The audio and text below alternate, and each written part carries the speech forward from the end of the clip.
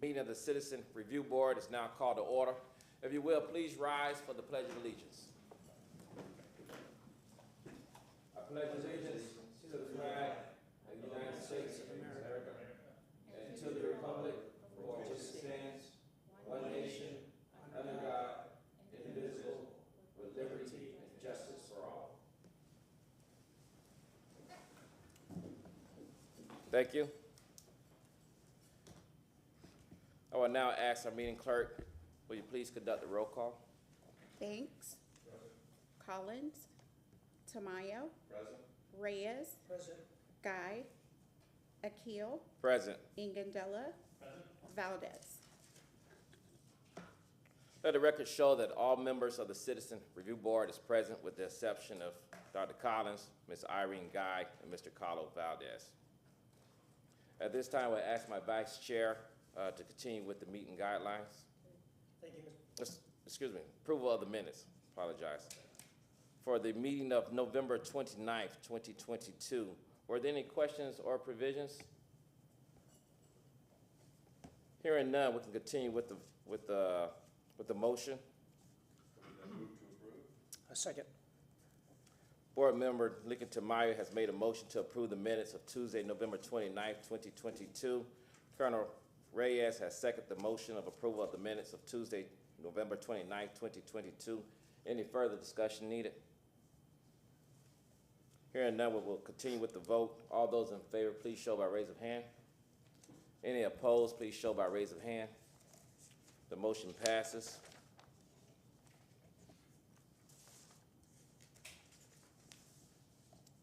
At this time, we'll ask my vice chair to continue with the meeting guidelines, if you will, please. Thank you, Mr. Chair. Good evening. Please silence all electronic devices.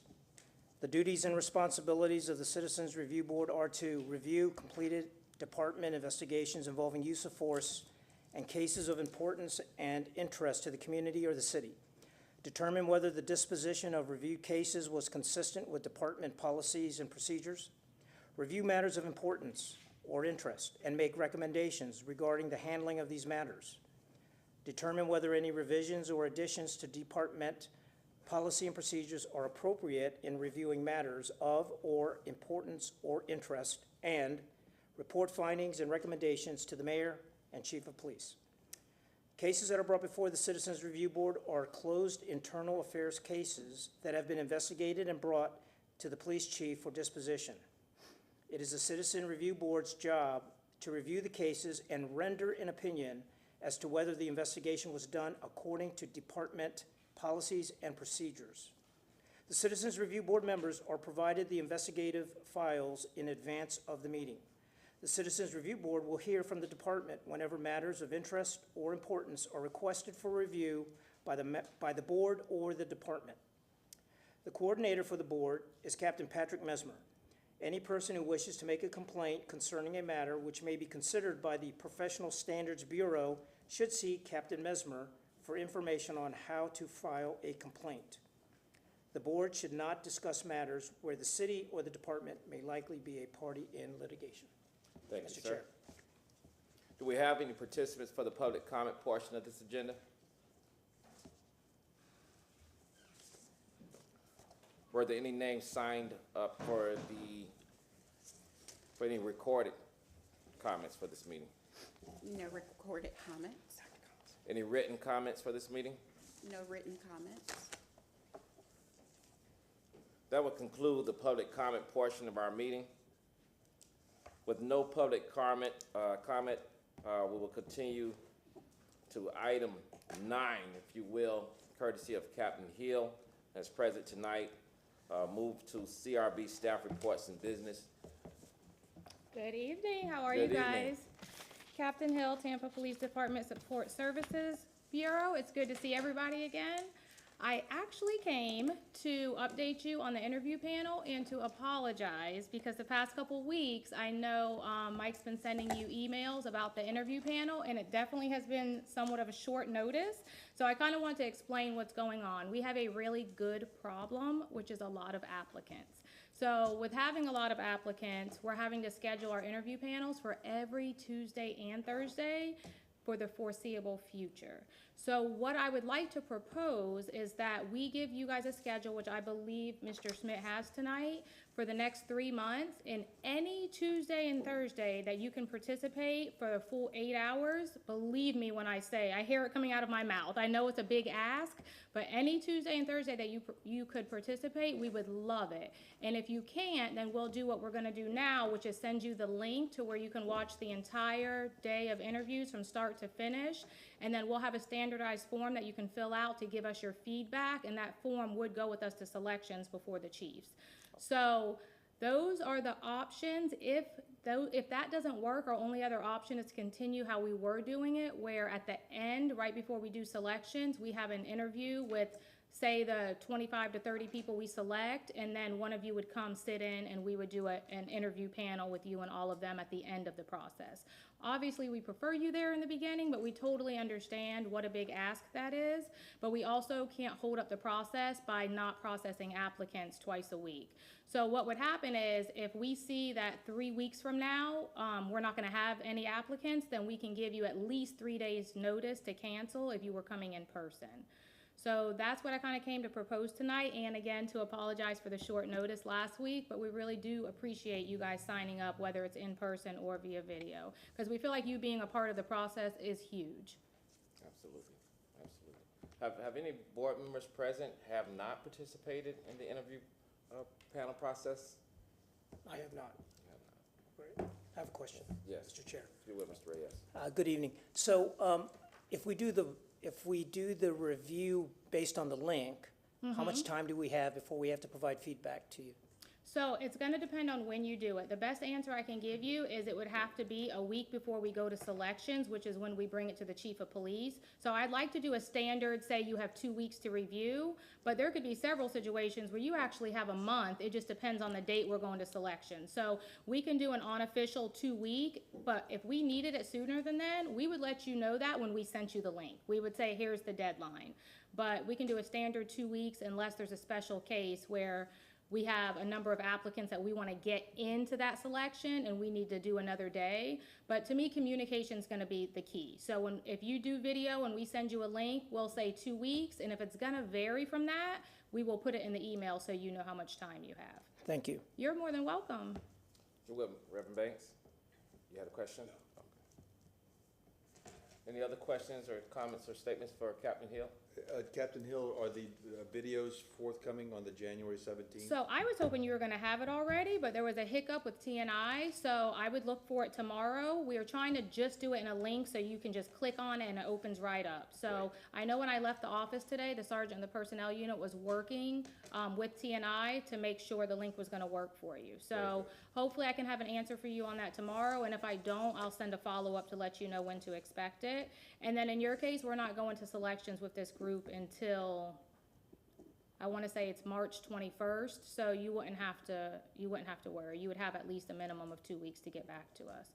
But I'll make sure I get it to you. One of the biggest things, though, I do wanna stress is, as much as we love for you to come in person, it is 8 hours, and you do have to be there for the full 8 hours. So what we don't want to happen is the first 5 applicants have all 5 of us, and then something happens and you have to leave, and now the next group only has 4. So we have to stay consistent. We start with 5, and we have to go 5 throughout the whole interview process. That way it's fair for every applicant, if that makes sense. Okay, so are you guys, I want to say, Mr. Schmidt, you have the sign-up sheet. I know we can do it later, but he's going to leave it with you. So if you're able to write, if you can come in person or video. And again, if those choices don't work and you guys want to go back to just doing it, you know, at the end of the process where we bring them all back in for one of you to sit down, we can explore that too. We just do think it's important for you to be there. So you let us know what works best for you. Thank you. Thank you, guys. Oh, the contact person, I wanna make sure they know to reach out to me. Yes. Okay, perfect. There you go. So he'll have all my contact information. Every, meeting, he can bring the sign-up sheet, but if there's any changes or you wanna go from video to in-person, I'll be your point of contact so we can just talk directly instead of having to go through him and he gets with us. So at the end, you wanna leave them my information? Perfect. All right, thank you, guys. Thank you, Captain Hill. Thank you. And Mike Schmidt, So the sign-up sheet that we handed you, as you'll see, what I did was I highlighted the date, and then the column for CRB member in person or video. What I'm asking you to do is just put your last name and write either video or in person. If you don't know whether you can appear in person yet, but you think you will, you can still put in person if you think that's what you're going to do, and just let us know at least 3 days in advance so they can find someone to replace you if you can't attend. But if you think you will and that's your intent, that's fine. We understand a month from now things may change. And if they do, just let Captain Hill know, and she'll make sure we find the 5th person to serve, and then have you watch the video. So again, right now I already put in Lincoln Tamayo's name for the first date because he's already agreed. And then Mr. Ingandella has agreed for today's panel, which was the second one. So really the next pressing one we have is January 26th, which is this Thursday. So we really kind of need someone to go ahead and volunteer tonight to jump in on that date, either in person or by video as we explained. So just don't leave tonight unless somebody has signed that up. I'll bar the doors and we got to get somebody to sign up for the 26th. So that's in 2 days, so we appreciate that one. And then as you'll see, the dates continue about every Tuesday, Thursday. And I know Irene Guy has already signed up for the 31st, and Colonel Reyes has signed up for February 2nd. So we're doing pretty good here in the near future, with the exception of this Thursday, if we can get someone to sign up. And then the other dates, February 7th, and then it goes on from there. So if you can go ahead and sign up for a couple of dates, I think this goes through about March. As we said, there may not be, some of these dates may get canceled, so we may not actually need you, but this at least gets us a good baseline start. So with the board's approval, I would ask you to sign up, and just so you know, the ordinance does say that by majority vote that you approve who is going to be on the interviews. So just maybe at the end of tonight's meeting, after y'all have done some sign up, if y'all can just make a motion saying we approve those who have signed up on this list. And that way we will have officially made a motion, had it approved, of who's going to appear at the interview panels. Just my suggestion. And with that, is there any other questions that you have for me or Captain Hill with regards to the interview panel process? Or y'all feel, I know this is a lot, but y'all feel good about either in person or video for now, and then we can explore other options if needed in the future? Okay. I'll just say that if the quality of this crew is equal to the quality of the crew that I interviewed, and now at a higher volume, we are in good stead in this city. And will the in-person process be the same if we do it in person? Yes, ma'am, it's actually even in the same room you're used to. The only thing that'd be slightly different is we added scenario questions with the additional questions, but everything else is the same. And the grading scale is different, but you would be provided that. And you'll get the grading scale even with the video interviews. You still get the same one, so that's the form we can present to the chief. So it is the same. And so if we're gonna be in person and coming for the first time, and they starting at 8 o'clock, is it any kind of way, at some point, if not tonight, you could kind of, is it appropriate for us to kind of be familiar with it?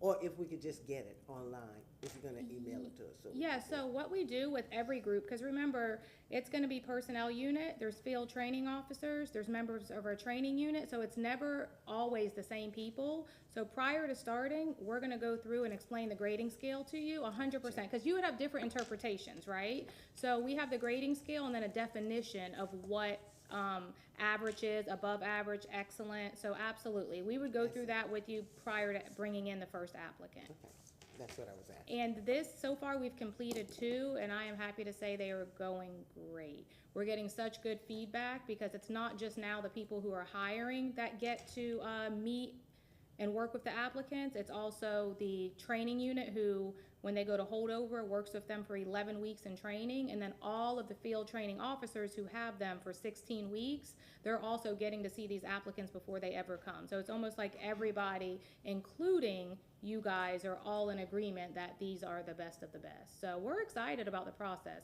And you brought up a good point. This is new to us, right? We've always done the one-on-one interviews, and now we're moving to the interview panel. So we're gonna have changes along the way. So as we go through it, small things may change. You guys give us feedback. So things will change, but overall, we do feel like this is a positive process. Any other questions? I just wanted to say thank you. Amendola. The sign-up sheet being 3 months out is very helpful. I can get the schedule set up around it, so hopefully I can get a couple of in-person ones in there. I think that would be a lot more useful than the video, which is also a great option for those times where you can't make it like today.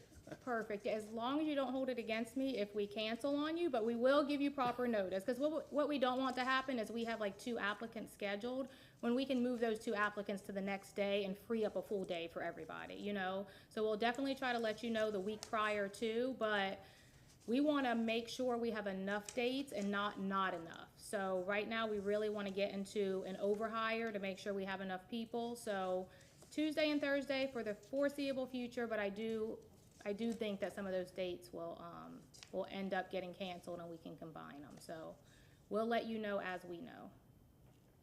Thank you. You're welcome. Thank you so much. Any Thank other you. questions? Okay, he's gonna leave my personal information, so if you think of anything, please feel free to reach out. Will do. Thank you. Thank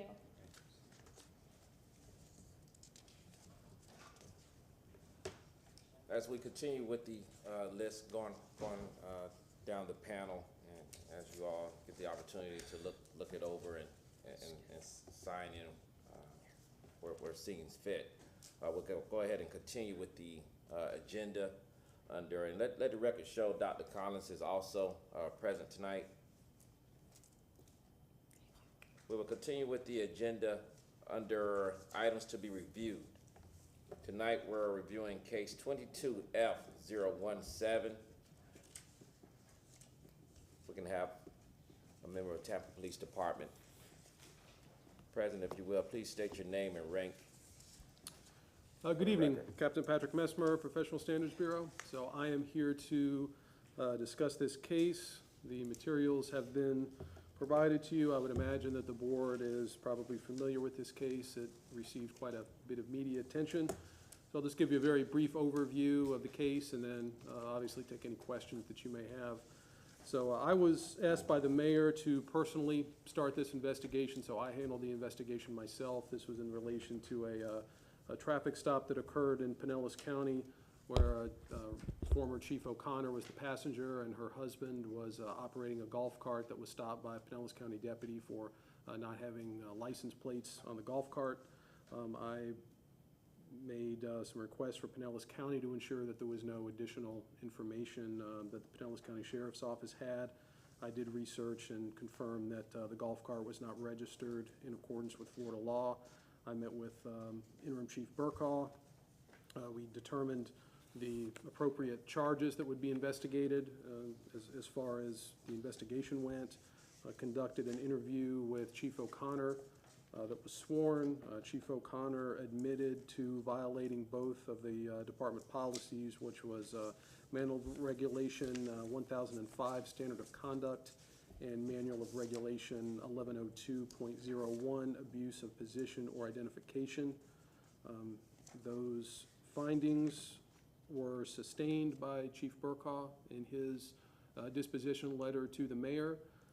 Subsequent to that, the mayor asked for Chief O'Connor's resignation, which was provided, and Chief O'Connor resigned as a result of the investigation, and the results of the investigation were also forwarded to the Florida Department of Law Enforcement.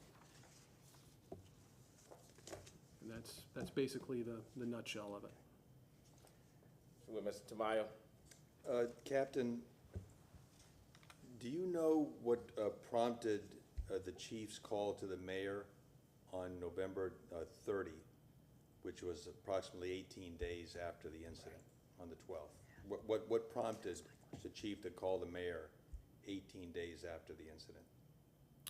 It's my understanding that that's when she was made aware by Pinellas County of that there was a request out there for the video for the traffic stop. That who received a call from Pinellas County? That the chief received a call from the Pinellas County Sheriff? From somebody at the Pinellas County Sheriff's Office. I don't know specifically if it was the sheriff or somebody else, but yes, So that's what prompted her to call the mayor? yes. So that's related to, you're asking during your interview with the chief, if she was aware of any department policies about requiring the chief to contact the supervisor in the event of an off-duty traffic stop? Correct. Are there any regulations? There's a regulation that a supervisor has to be notified if an officer is arrested or charged with a crime, but there is no policy that requires an officer to notify a supervisor if they're stopped off-duty or if they have any other kind of off-duty contact with another law enforcement officer. Okay, so your reference to the word involved means really if you're arrested or cited. Yeah, I As think the opposed to question was, I wanted to establish a timeline of when the stop happened and when she informed her supervisor of the stop. But there was no policy that would require her to Right. notify her supervisor of the stop. So if the chief had never been called by the Pinellas County Sheriff, there likely would have never been a call to the mayor. I would imagine so. But that's just, yeah, that's just an assumption. Why was your interview conducted virtually? She was out of state. She was out of state, okay. And this was something obviously that needed to be resolved and looked into immediately, and you didn't want to wait for her to come back from Right, from out the of whole state. investigation was done pretty much over a weekend. I was asked on the 1st of December to start the investigation, which is the day that I found out about the incident. And I believe she was interviewed on the 3rd. And then she resigned on, I believe it was the 5th. So it was done very quickly within several days. And Captain, this is not a question for you, it's just a general comment from my observations from everything I've read. The chief talked about her handing out literally hundreds of cards to people in her tenure as chief. She actually gave me a card. I think she's given a card to every one of the members here of the CRB. And that was her spirit. She wanted to be open for communication with everyone, but I just think, you know, that in this particular case, it is far different giving a card while you're also saying, if you ever need anything, call me, I'm serious. This is a much different context. Someone who's actually stopped her in a traffic stop. And I just think it just displays a real lack of appreciation for, you know, having standards to avoid it, and even the perception of an officer's abuse of power. Just, I hate to use this term, but just didn't seem to get it.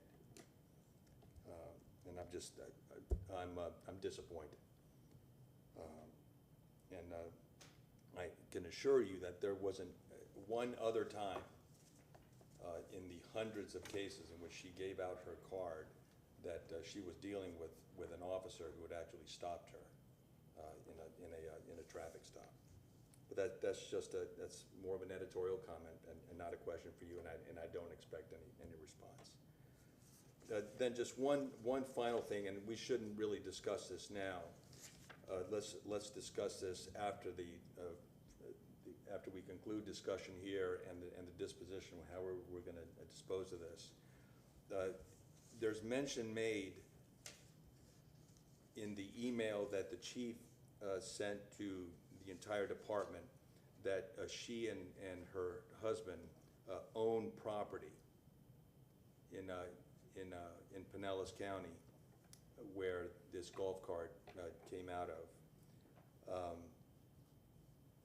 Didn't the chief also indicate that this was her main residence? So I believe the chief said on the body camera video that they live in that community, they whatever live there. community that is. She did also have a residence on file in the city of Tampa.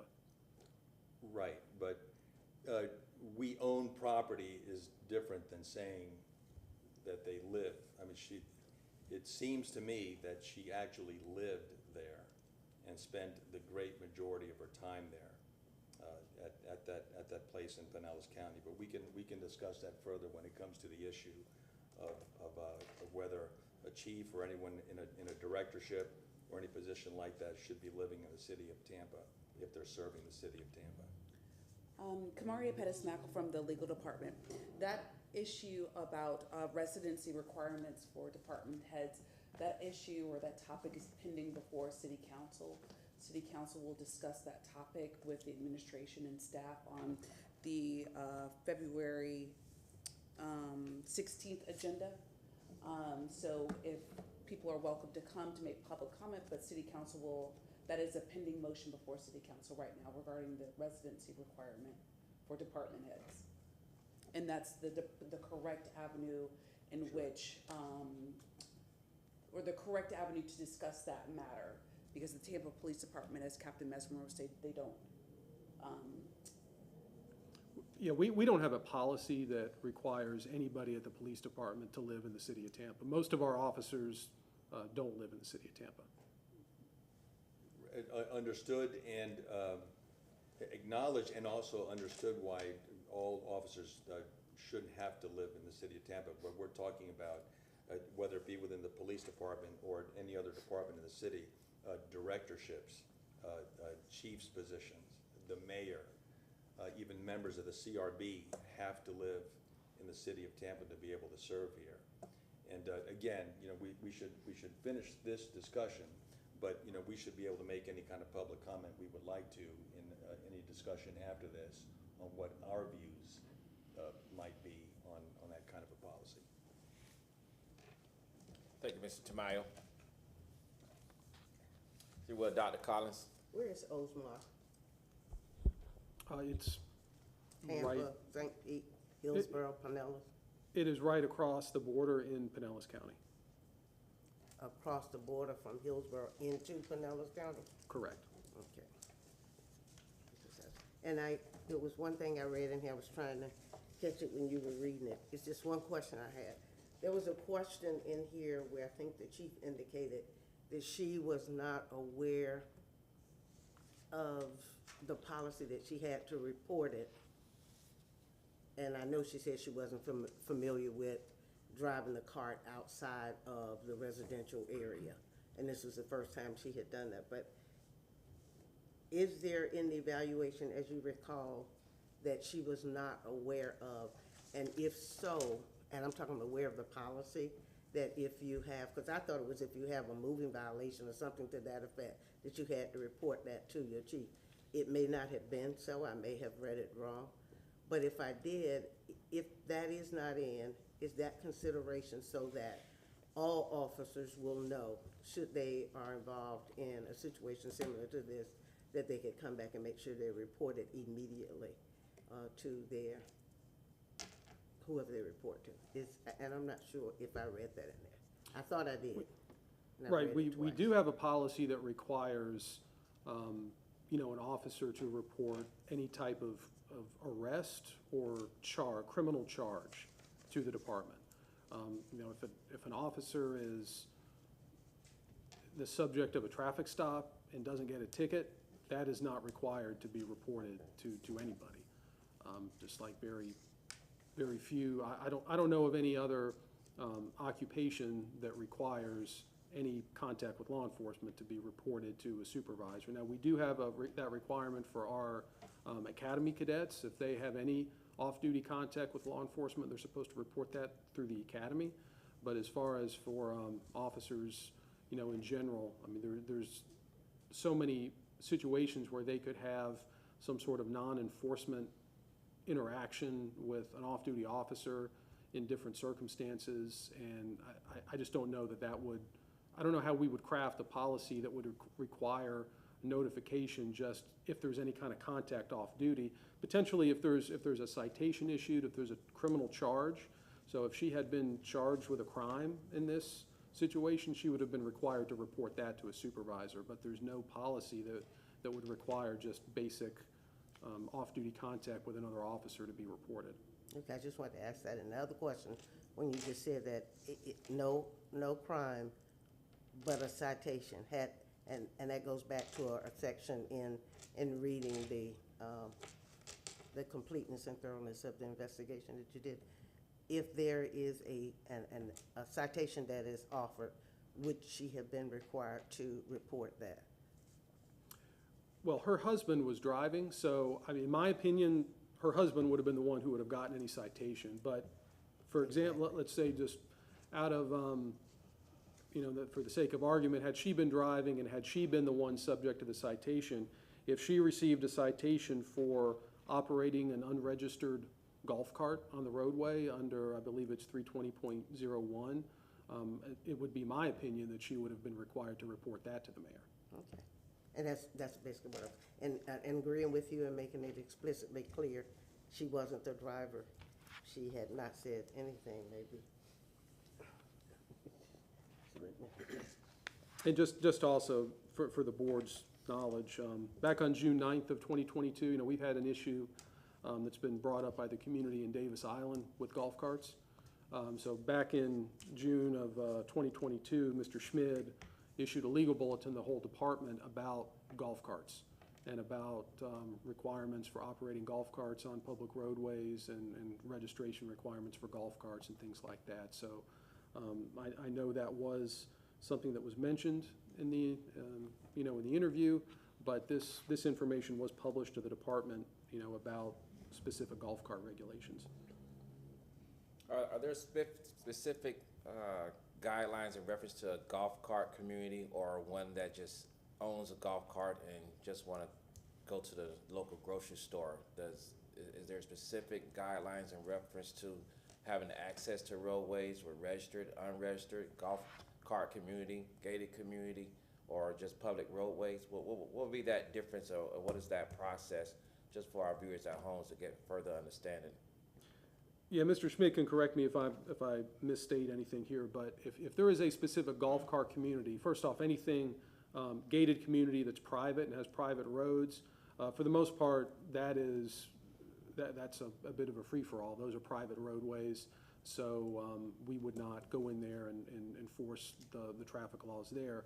Now, if they want to bring a golf cart out onto the public roadways, that golf cart would have to meet certain safety requirements as far as having lights and turn signals and things of that nature.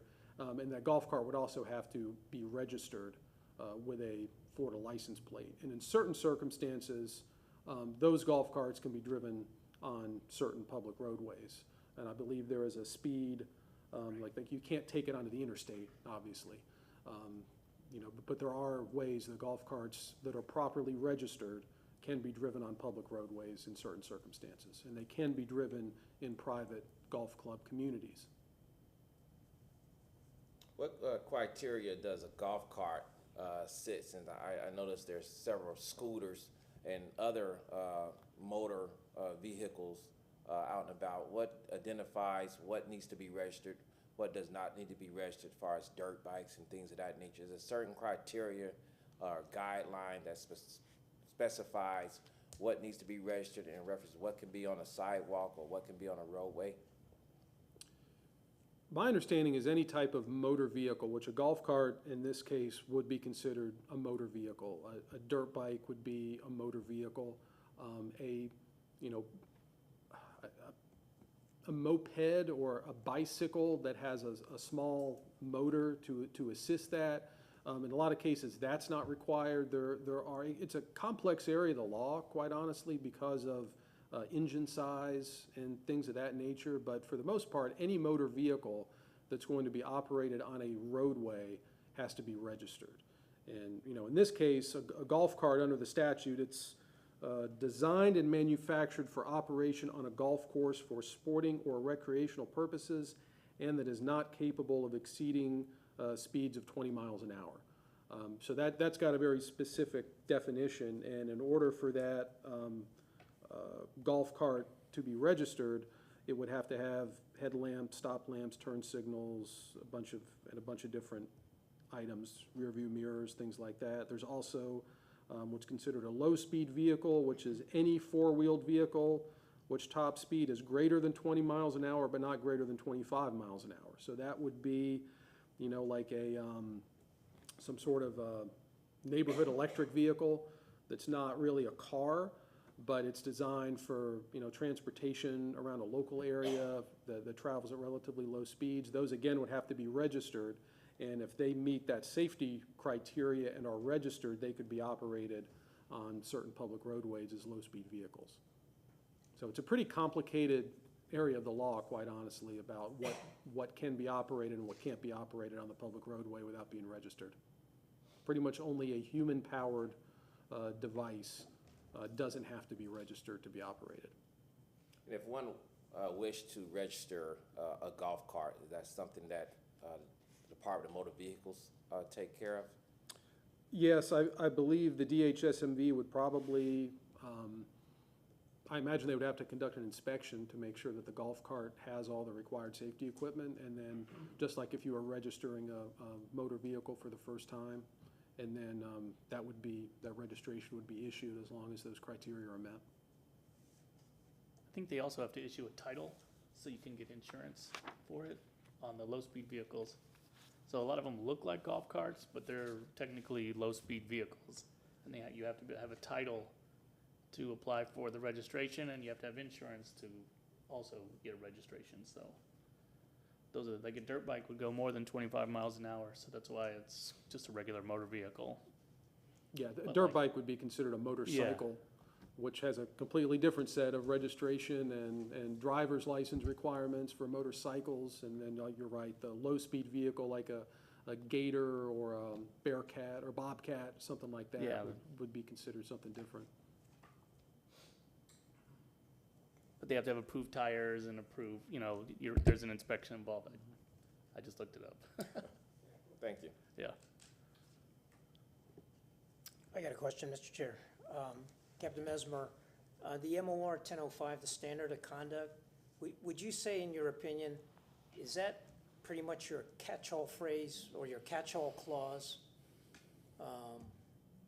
for situations that aren't otherwise like specified, but so you can kind of wrap it up into that one provision, would you say? I would say it definitely can be used as a catch-all because it's so broad in the requirements of that MOR. There's a lot of things, and I think we've discussed that in previous cases with standard of conduct. You know, we've had people terminated for standard of conduct violations, and we've had people given written reprimands and letters of counseling. So it just kind of depends on the level of the conduct. It could be egregious or it could not be egregious, but it still does meet that standard of conduct. So it definitely could be used as a catch-all. But in addition to that, in this case, I think it was the misuse of position or identification really fit. So even though that one's fit, we felt that the standard of conduct would also apply just based upon the circumstances. Right, thank you.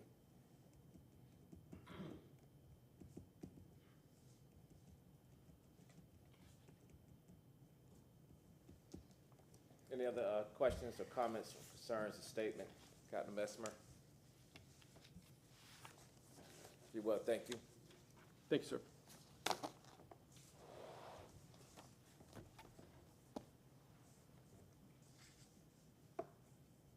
Definitely would like to applaud the mayor, Jane Castor, in reference to holding the staff. Accountability is one of the things the community has spoke out against, so supporting that accountability and ensuring that the staff of all city members hold an integrity that's been placed upon them. So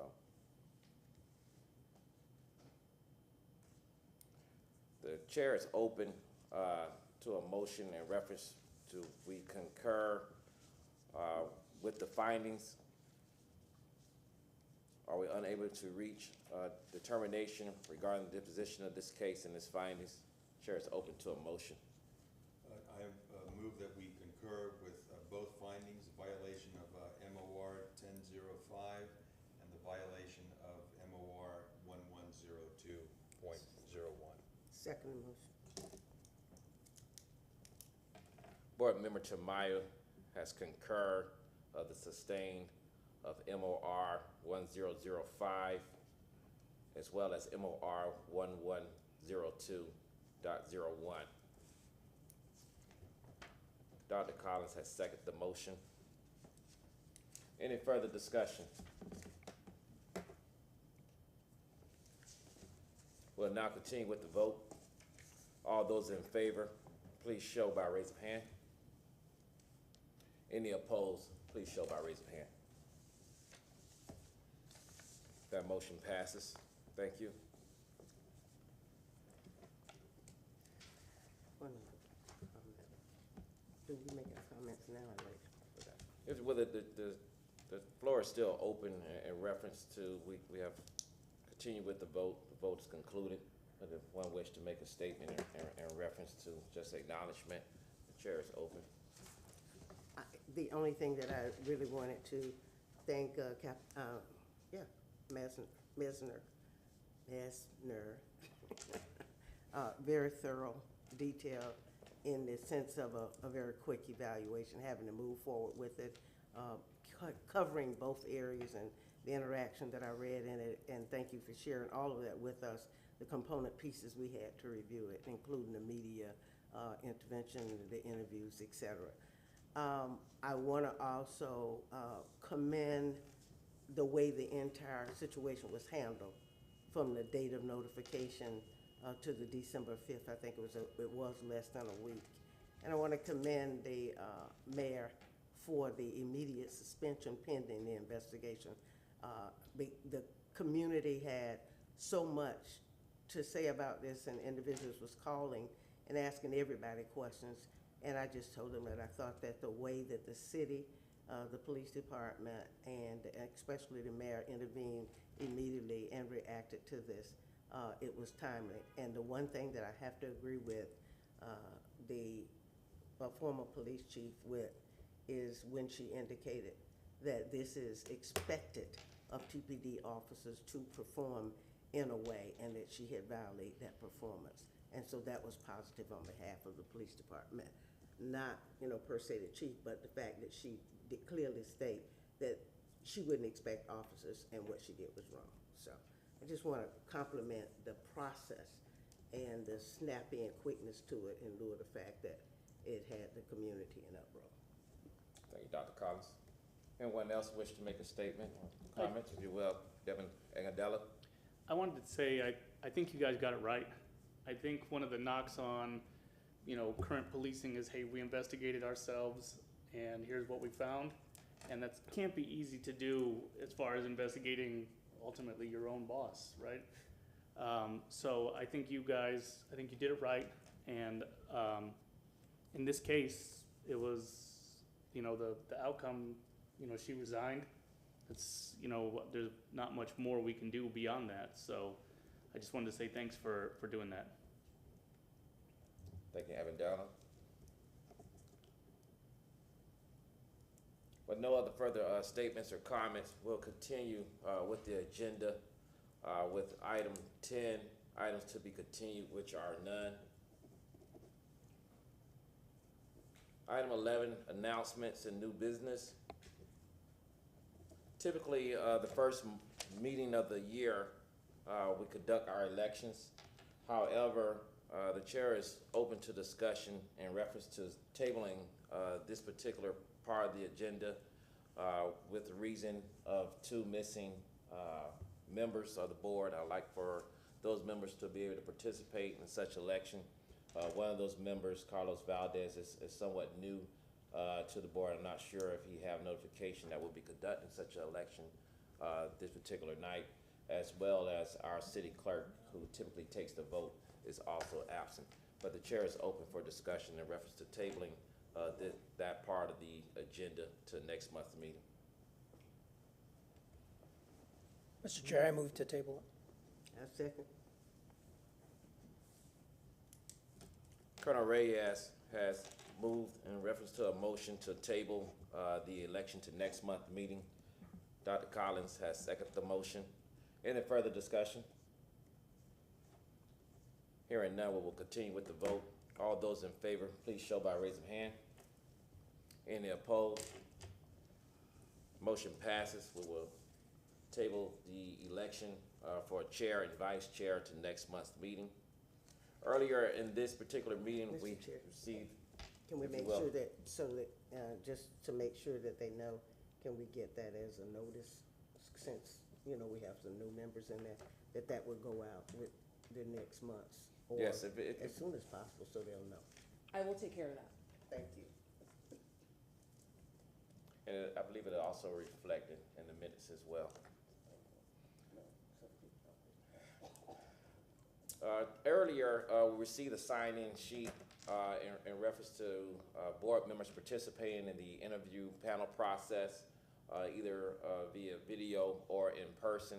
I believe members have taken advantage of that particular sheet, and I believe there still are some open dates. Did we get anyone to volunteer for the 26th date that was in question of this month? As of yet? February 26th? January 26th, excuse me.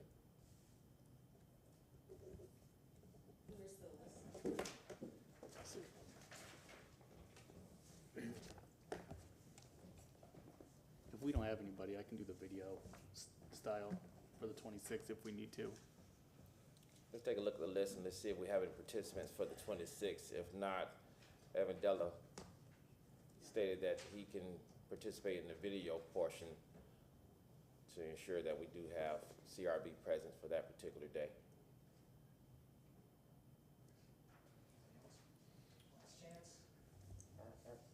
I need to look at my calendar before I can Right. fill in the rest of those days, but I'm sure I will. Mr. Schmidt, that's what the comment I was gonna make, actually a question is, I don't have my scheduler with me. That's why I initially put the second. But since there's more dates, I need to look at the scheduler at the house.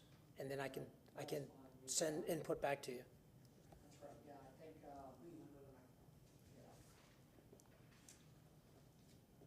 I think the main dates we need to try to get to is through next month would be helpful, but,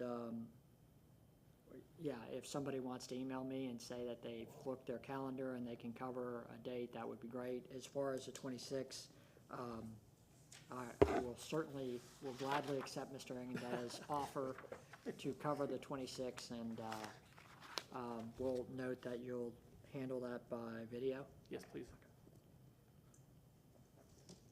Is it possible while you're there, if you can let us know, like you said, if we could get through before we get to next month's meeting? Because we may want to sign up when someone else has already signed up, just those of us for now. Yeah, So what you I'll- have open? I'll send out a more simple condensed list of here's whose Okay. dates have signed up and here's what dates are open. Okay, that'll work. So, thank you for agreeing to participate. And it'll definitely show a comparison versus how we did it last month or the year prior, and this new format. Does it work for the board? And we'll be able to give some feedback and share that with Captain Hill moving forward. And Other- Mr. Chair, you just have a motion to approve, okay. Yes, and if you will, if I can receive them, chair is open to a motion in reference to approving the signee list of board members who participated with the interview panel process via in person, or by video. Chair is open to a motion. I move that the individuals that have signed up thus far be approved, that the CRB approve those members that have already signed up. Dr. Collins have made a motion in reference to the individuals, board members who have signed the list to participate in the interview panel process via person or video is approved by the board. Do I have a second? Second. Reverend Banks has seconded the motion. Any further discussion needed? All those in favor, please show by raising hand. Any opposed? That motion passes.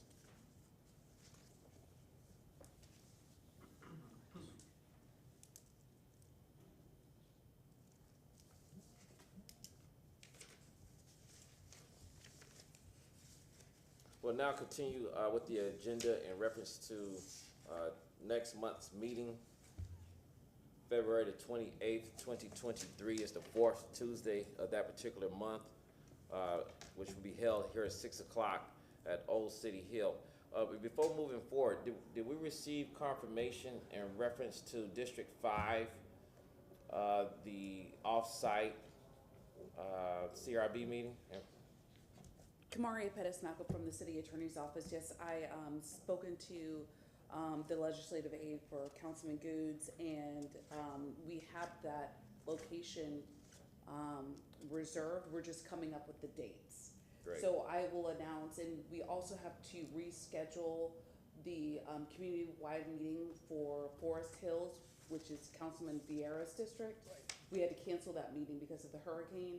So I've just communicated with him confirming some date options, and I will report back those dates at the next meeting. Thank you.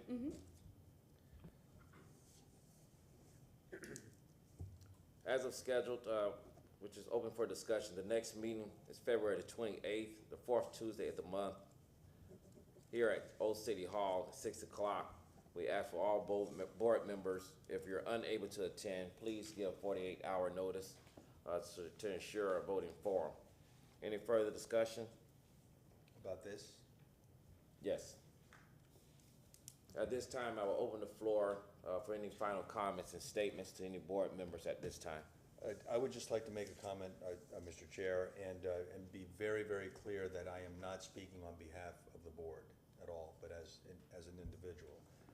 I believe very strongly that anyone who is running an entire city department that impacts the citizens of the city in which they serve should reside within that city. And I think that's especially so in the case of law enforcement capacity. I'm speaking as an individual. And I encourage any board members that would like to participate in the city council meeting on February 16th to witness the agenda of residency requirements for department heads, to please participate and please share with the board of its discoveries. Can I ask one question? Dr. Collins? I ditto your comments, but I wanted to ask you a question.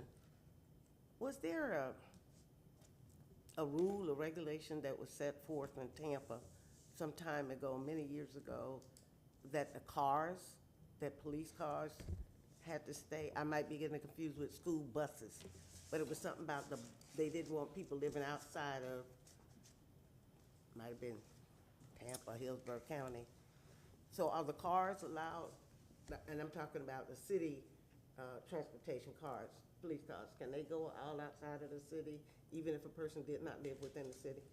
Yes, they can. The rule, and it's part of the collective bargaining agreement, the rule that governs our take-home vehicle program, it allows these city vehicles to be transported to an officer's residence as long as that residence is within one of the adjoining counties.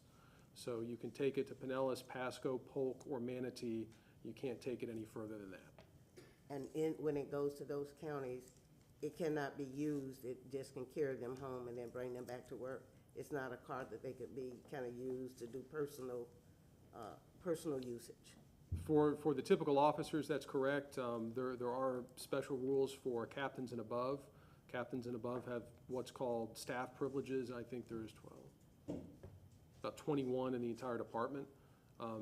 Staff members, regardless of where they live, are allowed to use their car for personal business off-duty with some obvious limitations. They can't consume alcohol, they can't engage in political activities or anything like that in their city vehicles.